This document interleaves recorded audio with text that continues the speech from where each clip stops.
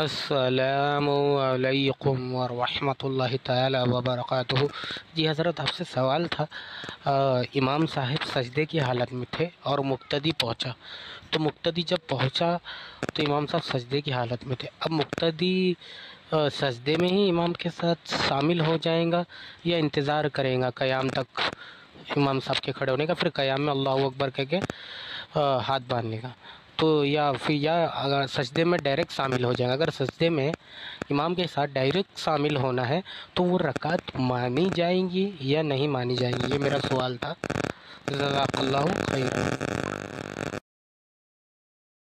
अगर इमाम सजदे में है और मुक्तदी ये जानता है कि सजदे से भी सर नहीं उठाएगा इमाम, यानी अभी गया है या फिर पहला सजदा है और दूसरा भी करेगा, तो मुक्तदी एक बार अल्लाहु अकबर कह के हाथों को छोड़ दे और दूसरी अल्लाहु अकबर कहकर सीधा सजदे में चला जाए, इंतज़ार ना करे इमाम का।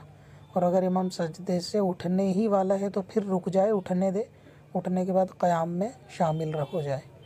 लेकिन एक ही अल्लाहु अकबर में सीधा सजदे में ना जाए, बल्कि पहली में अल्लाहु अकबर कहकर हाथ छोड़े और दूसरी अल्लाहु अकबर कहकर सजदे में जाए, बाकी ये रकात शामिल नहीं होगी।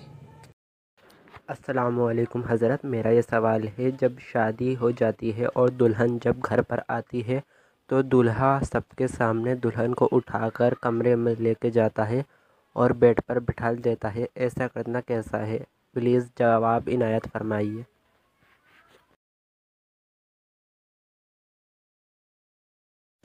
इस तरीके का मामला करने वालों में अक्सर तो दुल्हन ही बेपर्दा होती हैं, तो ये तो वैसे ही नाजायज़ है कि एक तो दुल्हन बेपर्दा, ऊपर से इस तरीके का बेहयाई वाला काम लोगों के सामने करना। अगरचे वो बीवी है लेकिन कुछ गैरत भी होती है आदमी में, जैसा कि हदीस पाक का खुलासा है कि बेशरम बन जाओ, बेहया बन जाओ तो फिर तुम्हारे लिए सब कुछ जायज़ है। तो लोगों के सामने इस तरीके का मामला करना, ये मुसलमानों ने कुफ़ारों की रस्मों से सीखना शुरू कर दिया है, उसी का नतीजा है।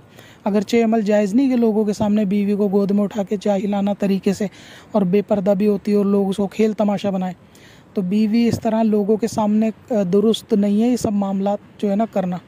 और लोगों के सामने लेके जाना या उसको बिठाना और भी जाहिलाना रस्म शादी के अंदर होती हैं, तो बेशर्मी और बेहयाई है। जब ईमान दिल में कमज़ोर होता है या जहालत का अंधेरा होता है तो इस तरीके की रसूमात जो है ना लोग करते हैं।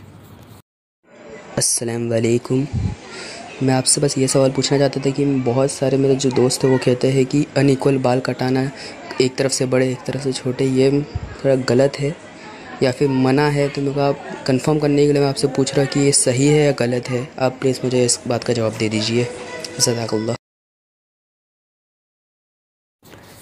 हाँ, इस तरीके से बाल कटवाना कि जैसे आज फासिक या आवारा किस्म के लोग करवाते हैं, ये तो बिल्कुल मना है, मकरूह है, शरीयत इसको पसंद नहीं करती।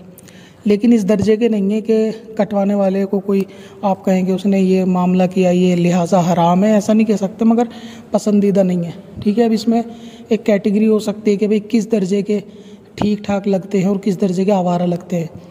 नॉर्मली अगर चारों तरफ से बाल एकसार हैं, बंदा जुल्फ़े नहीं रखना चाहता, छोटे रखना चाहता है, तो उसमें भी हर्ज नहीं है। बहुत सी रिक्वायरमेंट होती है ज़माने की कि उसके हिसाब से बंदे को ज़रूरत भी होती है। और एक ये होता है कि बंदा बीच में सर में बाल रखता है, चारों तरफ से गंजा सा हो जाता है, छोटे छोटे बाल होते हैं, तो वो लगता है आवारा किस्म का, वैसे और ज़्यादा मना होंगे। ठीक है, तो अगर कोई सुन्नत की नीयत से जुल्फ़े रखना चाहें तो ठीक है, नहीं रखना चाहे, नॉर्मल बाल रखना चाहे तो नॉर्मल भी रख सकता है, लेकिन आवारा किस्म के लड़कों वाले ना रखे, बस इससे बचे।